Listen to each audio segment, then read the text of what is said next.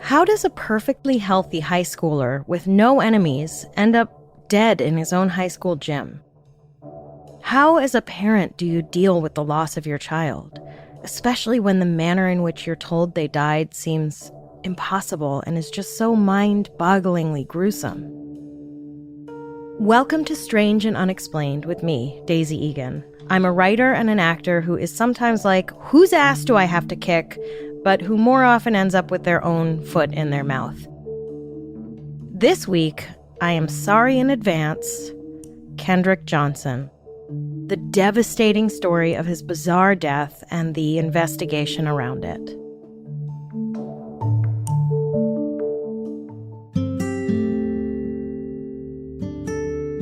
In 2013, 17-year-old Kendrick Johnson was a junior at Lowndes High in Valdosta, Georgia.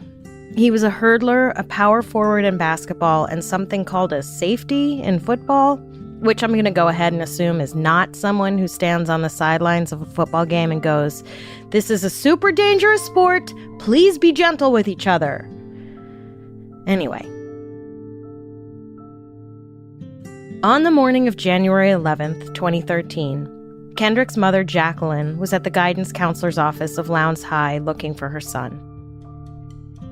He hadn't come home from school the day before, and he hadn't answered his phone. This wasn't normal behavior for Kendrick.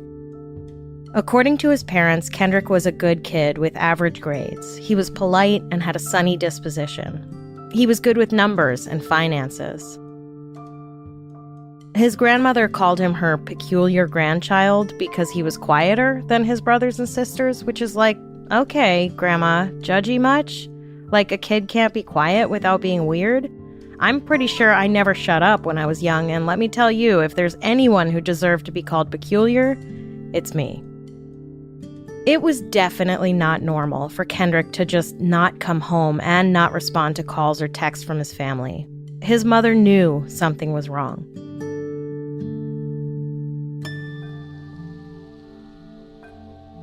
When Kendrick still wasn't home by 12:30 a.m., and after driving back and forth between home and school to look for him, Jackie Johnson called the police to report her son missing.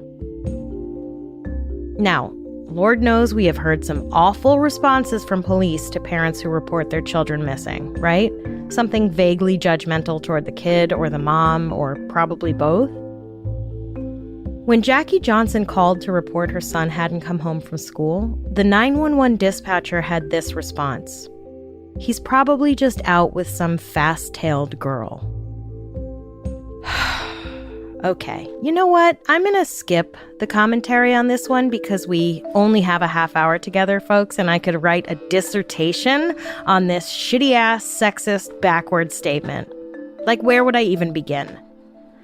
Anyway.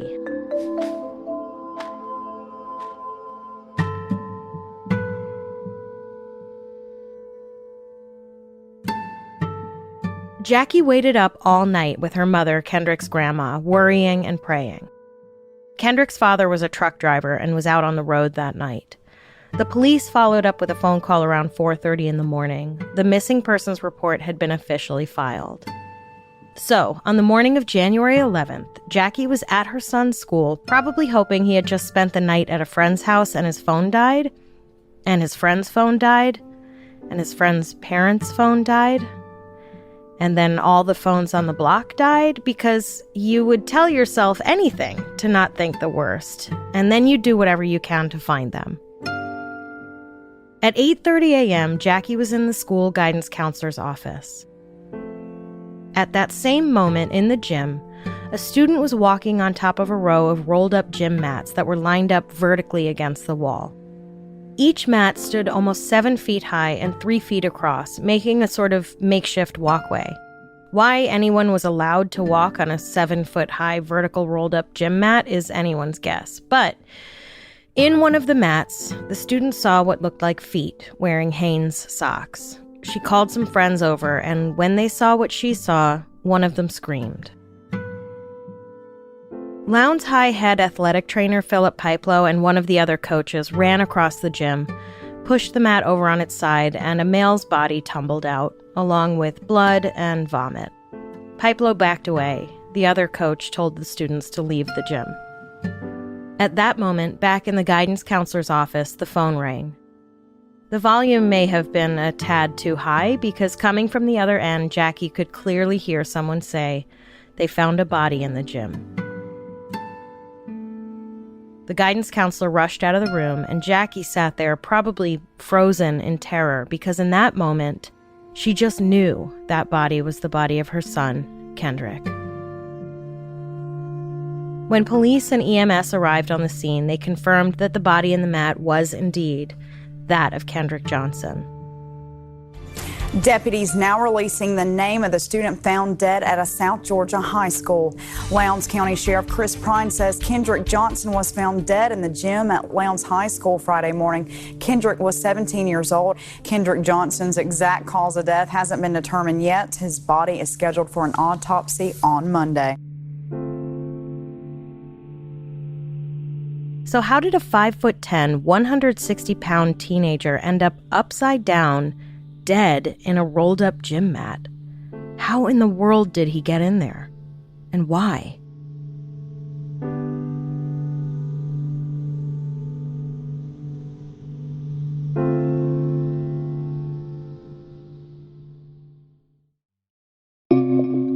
The official answer to how Kendrick Johnson ended up dead inside a rolled-up gym mat, according to the FBI, is that Kendrick Johnson, like many of his classmates, stored things behind, underneath, or in the rolled-up gym mats.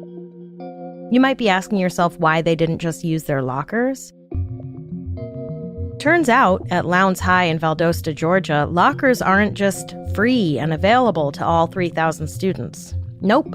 If a student wanted the privilege of storing their things in a locker, they had to rent one. There's no information about this on the school's website, and it's not mentioned in their handbook.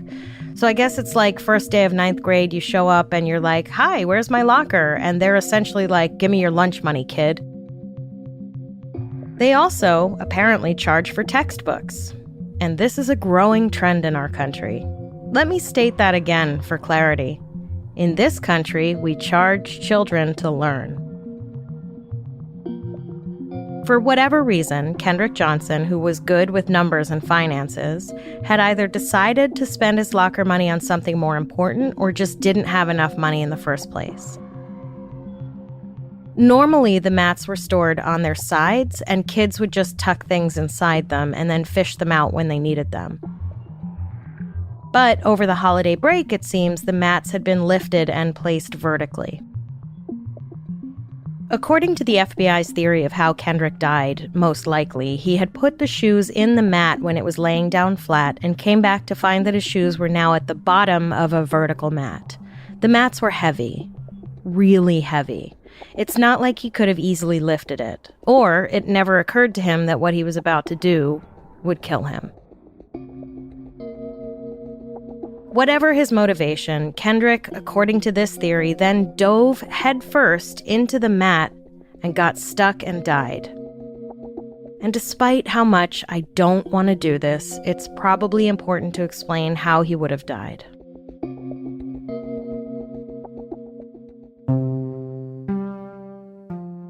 According to North Carolina Chief Medical Examiner John Butts, first, of course, his blood would have rushed to his head, and a few things could be going on. The abdominal organs could be pressing against the diaphragm, making it more difficult for the diaphragm to flatten.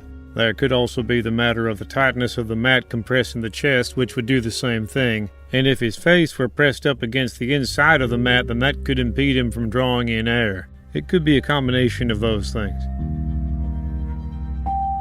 In this scenario, Kendrick's breathing eventually slowed until it stopped altogether. An autopsy done by the Georgia Bureau of Investigation, or GBI, on May 5th found no blunt force trauma or significant injuries. The state reported upon initial inspection of Kendrick's body that he had died from positional asphyxia with no signs of foul play. But former FBI Special Agent Harold Kopis isn't so sure. In fact, Kopis thinks the GBI mishandled this investigation from the very beginning. You know those movies where a murder happens in a small town and the local cops just bungle everything from top to bottom and they have to bring in the big gun? Usually played by Tommy Lee Jones, who rips off his aviators and screams, "Did y'all just get out of the police academy yesterday?" That was my Tommy Lee Jones impression.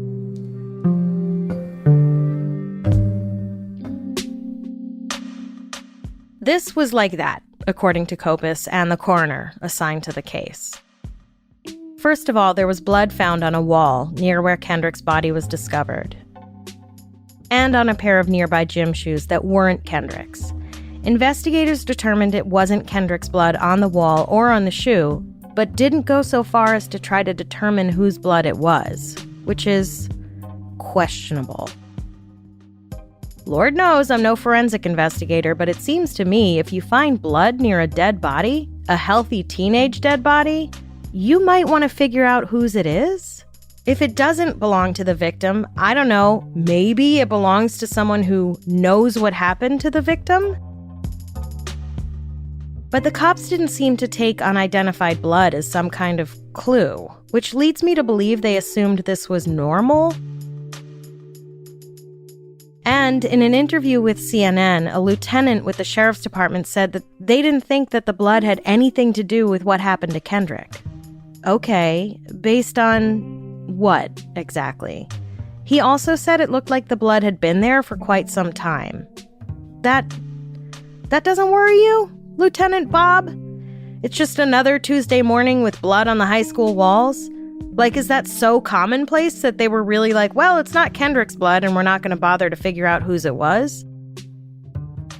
The bloody shoes weren't even collected for evidence, nor was the hoodie they found a few feet away. Also, the gym shoes that Kendrick was supposedly trying to retrieve were inches below his face on the gym floor, with no blood on them. Remember that when they discovered Kendrick's body, there was blood and vomit. Gravity is a constant. So if Kendrick was bleeding, how did it not get on the shoes that were directly below him? There was certainly blood on the floor, but the shoe itself somehow managed to remain miraculously clean right next to the blood?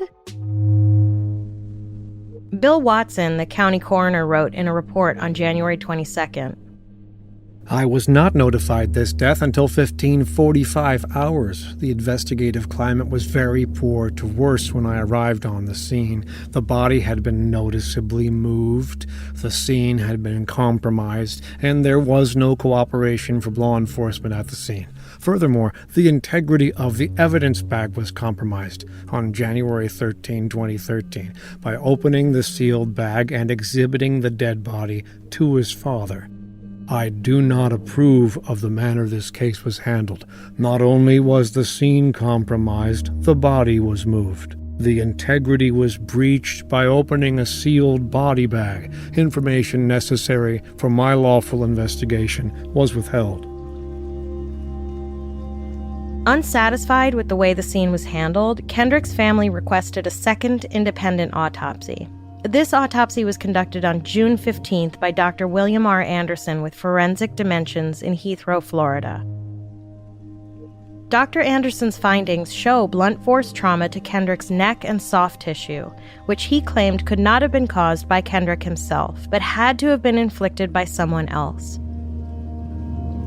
And these findings were consistent with the report of initial patient care, written by EMTs with the South Georgia Medical Center Mobile Healthcare Service on January 11th, the day Johnson's body was discovered, which stated bruising noted to the right side jaw. But perhaps more troubling than what was found on Kendrick's body was what was found inside Kendrick's body, or rather, what wasn't found.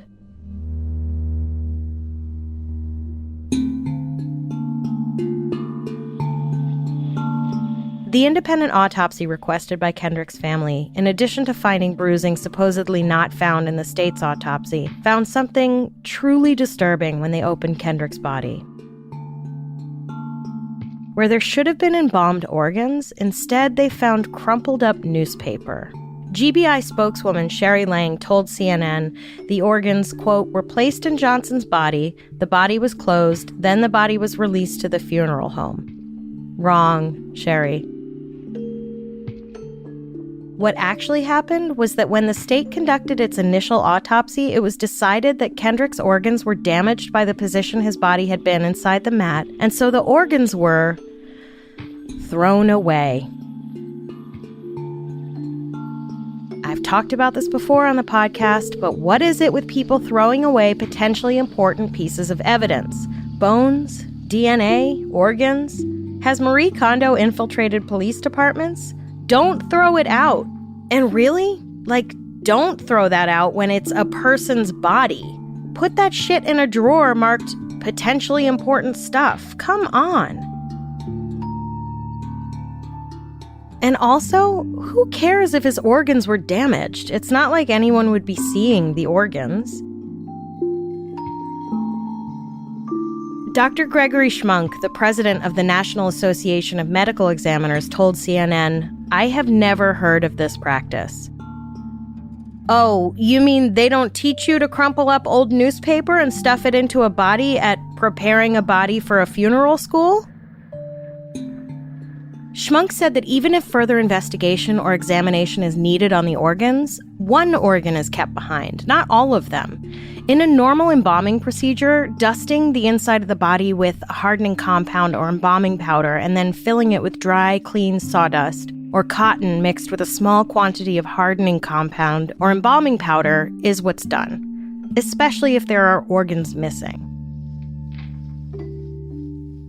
But filling a body with newspaper and then lying and saying the organs were placed back in the body is not standard practice.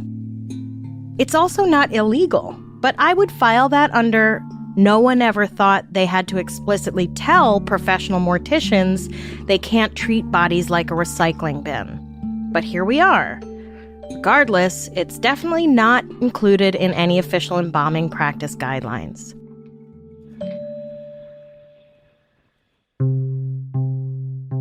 Also inexplicably missing were Kendrick's clothes. Normally, when a body is returned to a family after autopsy, it is returned with a bag of the person's belongings that were with them when they were found.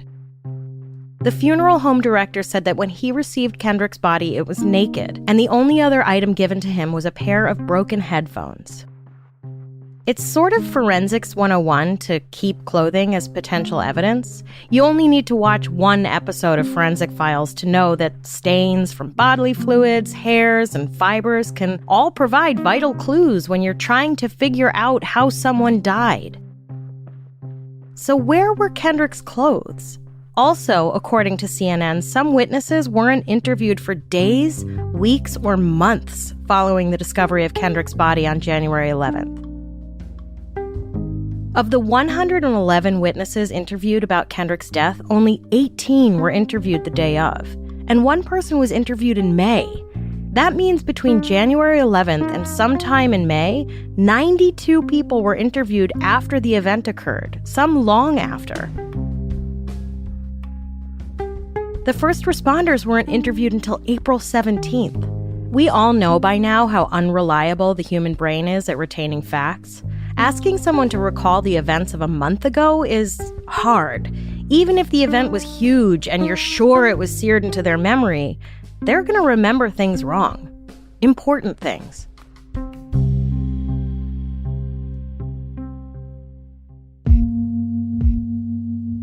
At this point, not surprisingly, Kendrick Johnson's parents were having trouble accepting the GBI's findings.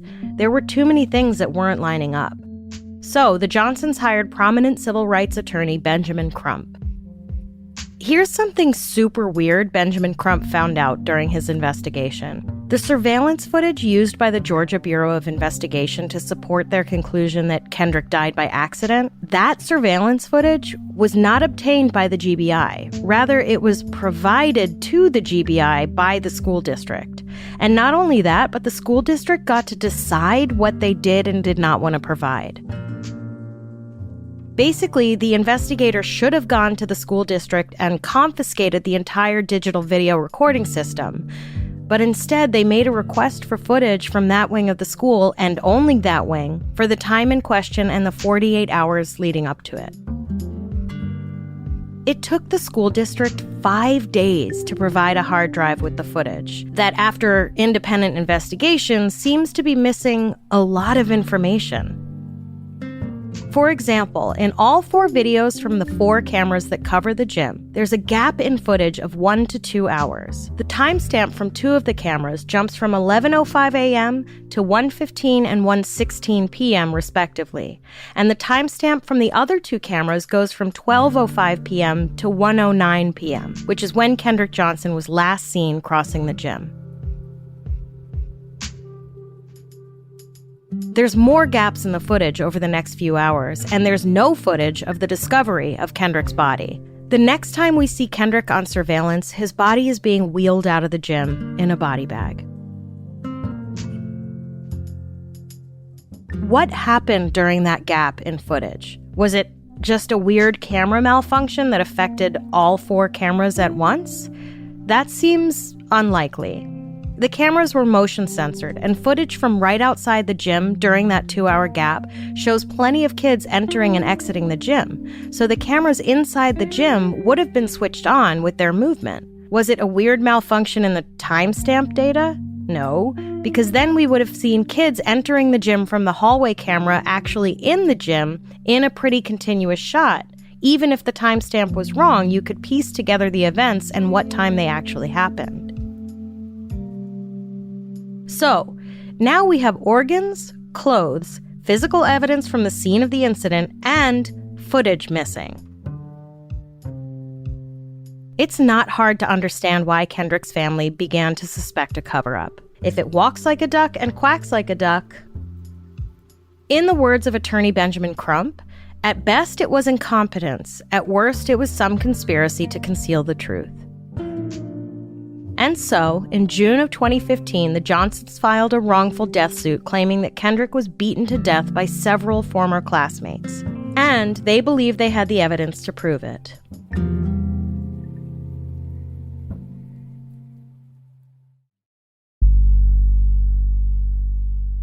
Now, here's where it's important to point out that Kendrick Johnson was black. The students implicated in the Johnsons' lawsuit are white.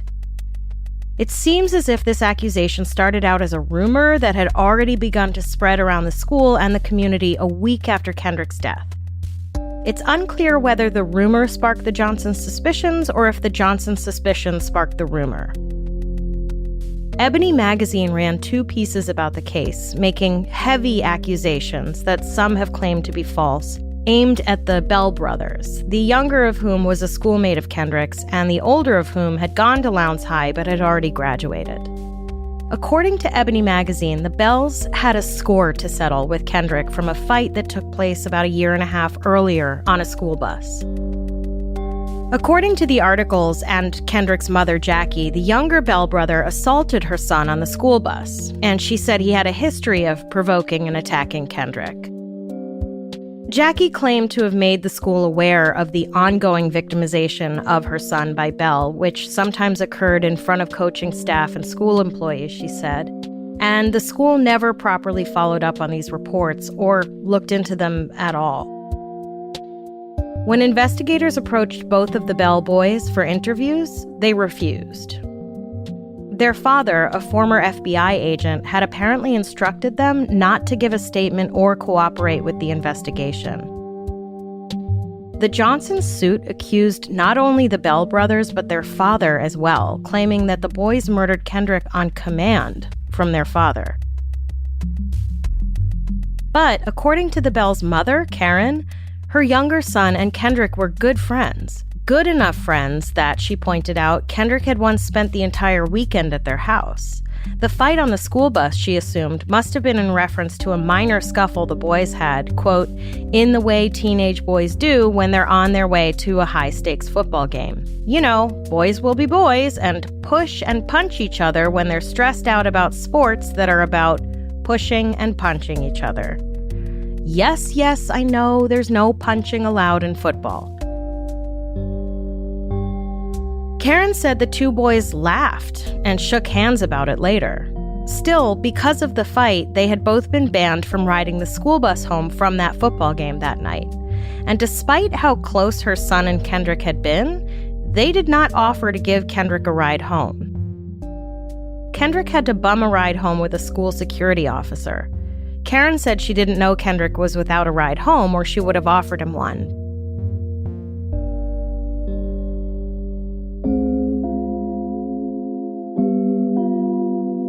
But I don't know, that seems weird. Your kid's friend is kicked off the school bus home and you don't, check to see if he needs a ride?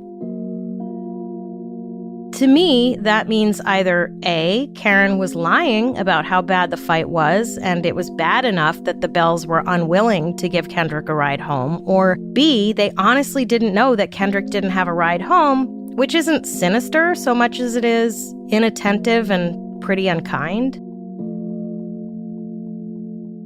Karen claimed the reason her husband instructed the boys not to cooperate with the investigation was because the rumors had already started to fly about their guilt, which is also why, she said, her younger son, the one who was such good friends with Kendrick, didn't go to Kendrick's funeral. Call me crazy, but if someone were accusing my son of murder and I knew it wasn't true, I would want to get ahead of that real quick. Volunteer to speak to investigators, go to the funeral, and put out a very heartfelt statement, toot sweet. And, I feel like if you're not known for murdering people, it's just very much out of the realm of possibility that people would think you murdered someone. And when your friend just died, you're probably pretty preoccupied with that. Not thinking, well, I know I didn't kill him, but if everyone else thinks I did, I guess I should stay away.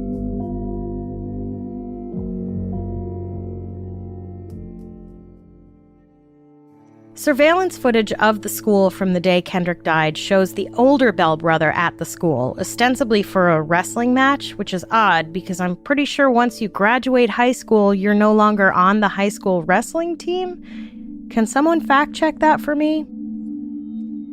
We don't know what time the brother was at the school because the integrity of the surveillance footage is so deeply in question. More than that, the timing of when the bus that would have taken the older Bell kid to his wrestling match in Macon, Georgia is less than clear. Some students said it left campus with Bell on it at 10:30 a.m. The bus driver told investigators they left at 12:30 p.m., and the actual school bus schedule has the bus leaving campus at 4:30 p.m., 3 hours after Kendrick was last seen alive. So, there you go. Lowndes High is a time warp. The wrestling coach said the official bus schedule was inaccurate, and cell phone records for the coach who was on the bus show the last call from Valdosta was at 11:28 a.m. By 1:53 p.m., the cell phone pinged a tower nearly 90 miles away from Valdosta. Kendrick was last seen alive in the gym at 1:09 p.m., and the older Bell would have had to have been on the bus about 45 minutes away from school at that time. An employee at the hotel the team was staying at said they checked in at 4 p.m. Now look, you know me, I'm no geographer, but I can do a Google Maps search. Macon, Georgia is at most a 3-hour drive from Valdosta. So let's go ahead and assume the bus did not leave campus at 10:30, unless it literally took them 5.5 hours to do a 3-hour drive. Even leaving at 12:30 would have given them ample time to check in at 4 p.m. in Macon. As far as anyone knows, there wasn't incredible traffic. The bus didn't break down on the way. The bus could have left at 1:30 and made it to Macon by 4. And we all know cell phone tower pings have been known to be not totally accurate all the time. However, in this scenario, we are asked to believe that the Bell brothers beat someone to death and then lifted a 160-pound body and placed it in a nearly 7-foot-tall gym mat, and then one of them continued on his day at school and the other one just got on a bus and went to a wrestling match? And they did this without anyone noticing?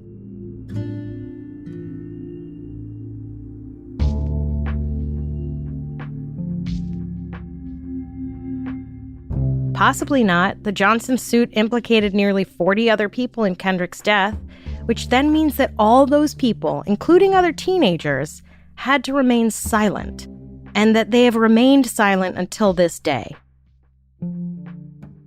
I know some people are sociopaths, but I refuse to believe that the prevalence of sociopaths is so high that a whole group of teenagers can participate in a murder or its cover-up without one of them eventually folding under the weight of their own conscience. The Bells sued Ebony Magazine, settling for $500,000. The older Bell brother ended up losing his spot at Florida State due to the suspicion of his guilt, and the younger one, according to his mother, became agoraphobic and generally scared and timid. And that's really sad, but at the end of the day, it's not as bad as being dead. And as distressed as Karen Bell might say this ordeal made her and her family, it can't be anywhere near the level of distress and trauma experienced by the Johnson family, who have been left to wonder how their precious child ended up dead in such a gruesome and awful way, and why the investigation into his death was handled so poorly on so many different levels. While the Johnsons pursued their lawsuit, a 3-year independent federal investigation took place with nearly 100 people interviewed, tens of thousands of texts and emails reviewed, and all other available evidence reviewed. An independent medical examiner from the Department of Justice reviewed all the relevant medical records, as well as both autopsy reports. But in the end, quote, federal investigators determined that there was insufficient evidence to prove beyond a reasonable doubt that someone or some group of people willfully violated Kendrick Johnson's civil rights or committed any other prosecutable federal crime. They also couldn't definitively say how Kendrick died. The door is still open for a state investigation to rule Kendrick's death a murder. However, 1 week before the DOJ announced their findings, a judge dismissed the Johnsons' wrongful death lawsuit claiming the two brothers had murdered their son. In November of 2020, Kendrick's parents appealed to the new Lowndes County Sheriff Ashley Polk, and in March of 21, Polk decided to reopen the investigation. Polk says he is determined to remain neutral, approaching the 17 boxes of written and electronic evidence his office has received from the federal investigation with as clean a slate as possible. My plan, Polk said, is to see if there are any discrepancies between the reports. And, as we know, there are quite a few.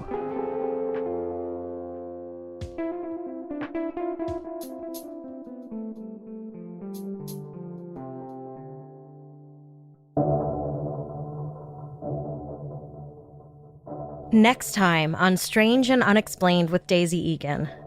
Do you believe in life after death? Do you think it's possible to cross over to the other side and come back? I'll tell you 3 stories about people who say this happened to them. 2 of them went to heaven, and 1 went someplace else. We have a lot of fascinating and bizarre stories to share with you this season, but we want to hear your episode suggestions as well. If you have an idea for something we should cover, whether it's a well-known case or something that happened in your town that the world hasn't heard about yet, go to our website, strangeandunexplainedpod.com, and fill out the contact form. This episode was written by me and researched by Jess McKillop. Our voice actor for this episode was Luther Creek. A complete list of our sources for each episode is available on our website. Our episodes are mixed and edited by Jennifer Swatek. If you like our show, please help us out by rating and reviewing us on Apple Podcasts. Follow us on Instagram and Twitter. We are at SNUPod, and check out the Strange and Unexplained with Daisy Egan Facebook group to join in the conversation.